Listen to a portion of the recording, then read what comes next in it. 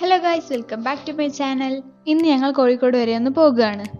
ഇപ്പോൾ കറക്റ്റ് സമയം പറയുകയാണെങ്കിൽ രാത്രി 2 മണിയായിട്ടുണ്ട്. ഈ സമയത്ത് എങ്ങോട്ടാന്ന് വെച്ചാൽ മൂത്തപ്പ ഗൾഫ് പോവുകയാണ്. അപ്പോൾ കൊണ്ടുപോകാൻ പോവുകയാണ് ഞങ്ങളെല്ലാവരും.